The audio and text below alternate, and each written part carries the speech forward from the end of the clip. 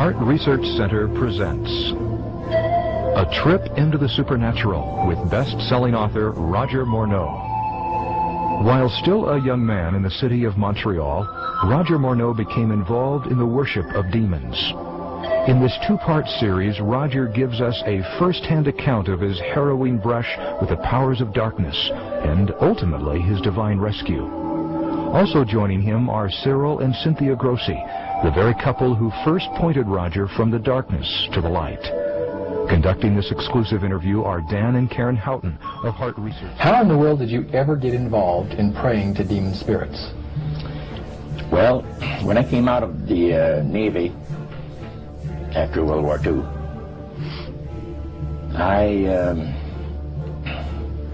was looking for to take up a trade in Montreal, Canada. And at that time, I ran across a fellow that had been on a particular ship with me. And he said, "Hey, Mono, you're alive. How nice to meet you." He said, "Let's have dinner tonight."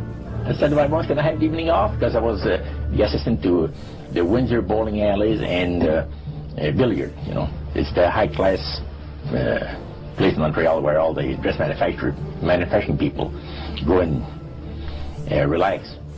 So I got the evening off and I went out, we went out and had dinner. He told me, "Hey, I got something fantastic to tell you." He said, "I am affiliated with people that speak with the spirits of the dead. How would you like to talk to the spirit of your dead mother?" And I was shocked. I was shocked. He said, "You wouldn't be afraid of talking to the spirit of your dead mother, would you?" Well, I said, "I'll tell you what, I would have to give that some thought, because it's something I never thought about before in my life. You're not the same man. Most of us probably haven't. You're chicken." That's all I needed to hear. I said, "When do we go to a seance?" So one Saturday evening, we were in the place. It was our first time. Very beautiful place. The medium was a lady. She had a gorgeous new home in Montreal. And there were about 20 invited guests there. Wish I was one of them. And she communicated with the spirits for different people there. And telling them what the spirit said. And then there was one lady that had been talking almost continually before the seance started. And she didn't believe in the dead appearing and all of this and all that. And she said, "Well, I would have to see my dead sister," she says, "to believe it." So while the seance was going, one man said, "I would like to talk to my friend that died 6 months ago. But I don't want him to appear. Just want to talk to him. Because," he says, "I don't trust you talking to my friend for me." So the medium says, "Let me inquire of the spirit." "Yeah, the spirit will talk with you." And that big masculine voice was heard in the place. It says, "Hi, Frank. It's nice of you to ask for me to talk with you." And they had a little chat. And after it was over, Frank says, "This is the greatest thing on earth, to be able to talk with the spirit. We have a very special surprise tonight for you people. A spirit will manifest itself openly here in a few minutes. And it's like a big gust of wind hit the building. And right through the wall." Now the lights weren't terribly bright, but they were like living room lights. A couple of floor lamps and maybe some of these. And that translucent being seemed to come right out of the wall. How did you feel right at that moment? It's almost like my heart stopped a little bit. You know, very weird feeling. So it was a lady in a beautiful evening gown, swirling. And she said to Mary, "My dear sister, you are so wonderful to have asked for me." And Mary fainted and fell right off her chair. How is that different from the seance, Roger? It happens that the seance are not involving in many ways. But when you get into a secret society of spirit worshippers, then, and especially when you're invited there by the direction of the higher-ups in the spirit world, you never get out of there alive. And this is exactly what my friend and I were up against. We didn't know anything about it. And there was a very, very popular big band leader. Jazz band, yeah. Very famous, played a lot in Montreal, Canada. I go right to the source of power. And he says, how do you think that I became famous the way that I am? Well, I said, you must have had some good luck. Well, he says, there's no such thing as good luck. He says, there's either some power working for you somewhere, or you don't get ahead in this world. Not in my type of occupation. So it went from there. We got talking about spirit worship. Did it intrigue you? Or did it make you want to find out more about what exactly he was talking about? Yeah. So he said the supposed spirits of the dead that you're talking with are demon spirits. They're fallen angels. They're beautiful beings. Just set it out, just like Oh, that. yeah. It didn't make you uneasy when he said they were Well, demons? you know, it shocked you a little bit, you know, something that you first hear mentioned to you. He said, you guys have got a great future ahead of you. Because we've been told, the high priest of our society, secret society, has been told that the master has very special plans for you to do. Now, what did he mean by the master? Satan. And we were interested to hear more about it.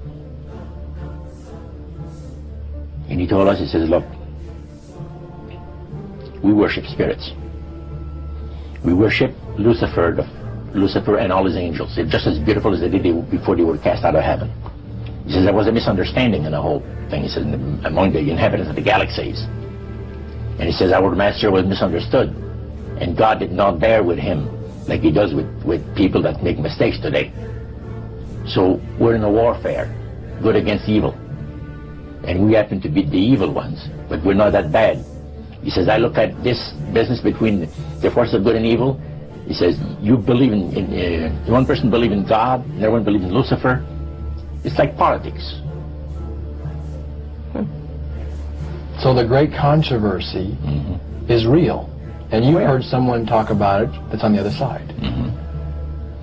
And through these people, they are sold to the fact that Christ will not return to this planet with power and great glory.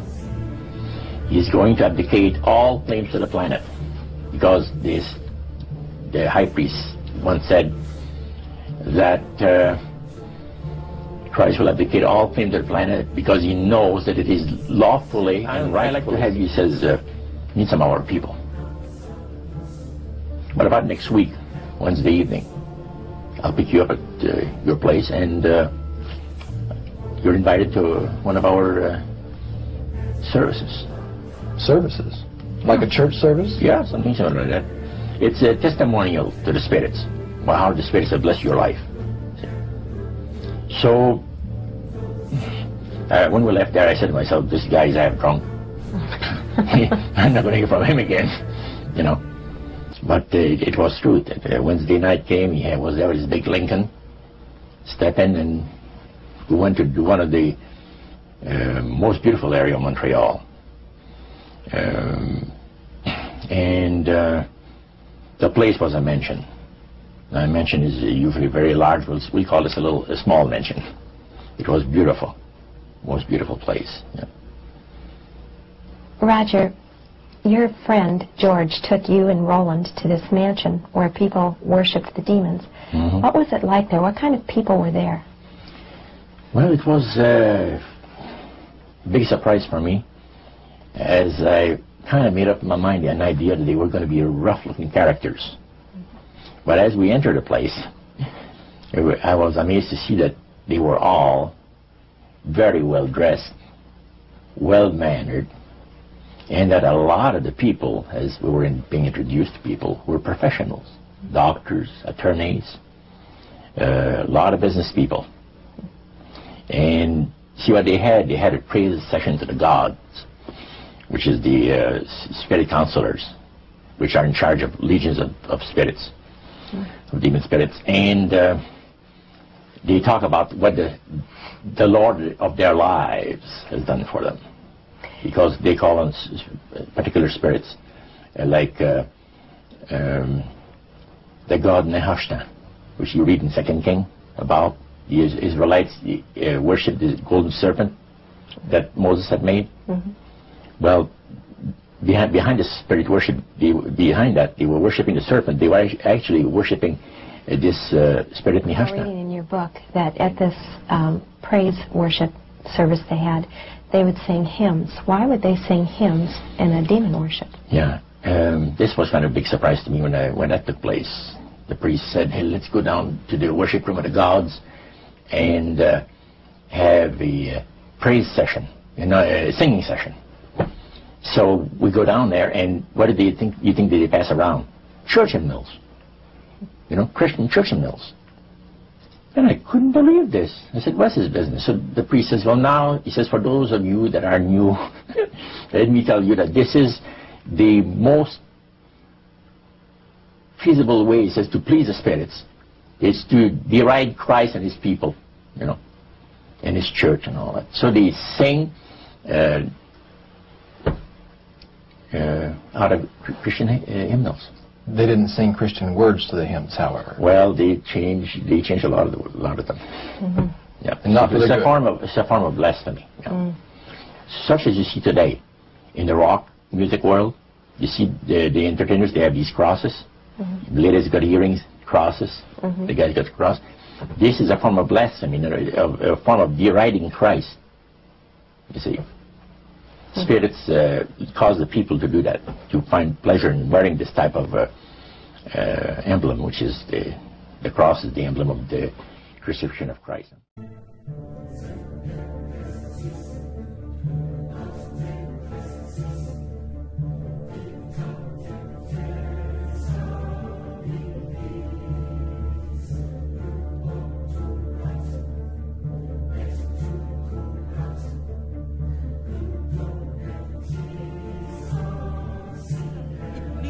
عليه لعنة الله ليس هو المنظر الوحيد على هذه الأرض. ليس إبليس هو الشخصية الوحيدة التي ستعمر على هذه الأرض آلاف السنين. هناك شخصيات أخرى غير إبليس تعمر على هذه الأرض أطوالا وأعمارا مديدة. قال الله تبارك وتعالى: قال رب فأنظرني إلى يوم يبعثون. قال فإنك من المنظرين. من للتبعيض، أنت بعض من المنظرين، لست أنت المنظر الوحيد. قال رب فأنظرني إلى يوم يبعثون. قال فإنك من المنظرين إلى يوم الوقت المعلوم. إذن هناك شخصيات أخرى غير إبليس منظرة تعيش على الأرض آلاف السنين، منهم الله عز وجل المسيح: واتل عليهم نبأ الذي آتيناه آياتنا فانسلخ منها فأتبعه الشيطان فكان من الغاوين. رجل أعطاه الله عز وجل ليس آية واحدة، ليس كما يقولون أنه عرف اسم الله الأعظم، هذا كلام لا يستقيم. أعطاه الله عز وجل آيات. ما هي آيات الله؟ ومن آياته أنك ترى الأرض خاشعة فإذا أنزلنا عليها الماء اهتزت وربت. ومن آياته الليل والنهار، ومن آياته منامكم بالليل والنهار، ومن آياته الشمس والقمر. هذه الآيات، هذه الأسرار أعطى بعضها الله عز وجل للمسيح الدجال. واتل عليهم نبأ الذي آتيناه آياتنا فانسلخ منها، لم يؤدي شكرها، لم يكن عبدا. وقال الذين كفروا ربنا أرنا اللذين أضلانا من الجن والإنس نجعلهما تحت أقدامنا ليكونا من الأسفلين. من هما هذان؟ من هما هذان الرجلان اللذان هما السبب الرئيس في دخول مليارات، ليس ملايين، مليارات من الإنس والجن في جهنم. وقال الذين كفروا أي في النار ربنا أرنا اللذين أضلانا من الجن، واحد من الجن والآخر من الإنس، نجعلهما تحت أقدامنا ليكونا من الأسفلين. مليارات من البشر. من هما هذان؟ قال المفسرون رحمهم الله من الجن إبليس، وهذا قول صحيح، ولكنهم قالوا من الإنس أنه قابيل بن آدم، وهذا قول لا يستقيم.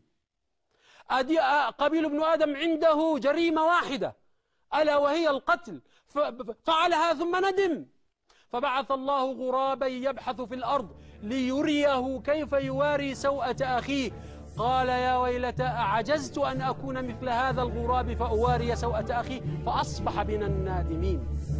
وقال عليه الصلاة والسلام في حق قابيل، قال صلى الله عليه وآله وسلم: ما من نفس تقتل ظلما إلا كان على ابن آدم الأول كفل من دمها، لأنه أول من سن القاتل فقط. شريك إبليس في إغواء البشرية ليس قابيل، شريك إبليس في إغواء البشرية المسيح الدجال الذي يعيش على هذه الأرض منذ آلاف السنين، وكان بينه وبين إبليس ذلك التحالف الأبدي. وقال الذين كفروا ربنا أرنا اللذين أضلانا من الجن والإنس نجعلهما تحت أقدامنا ليكونا من الأسفلين. أتعرفون هذا الشعار؟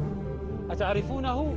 هذا شعار التحالف القديم، تحالف إبليس مع ذلك الرجل منذ آلاف السنين، ذلك التحالف الذي أودى بمليارات من البشر إلى الكفر، إلى نكران وعدم معرفة من هو الله. وقال الذين كفروا ربنا أرنا اللذين أضلانا من الجن والإنس نجعلهما تحت أقدامنا ليكونا من الأسفلين.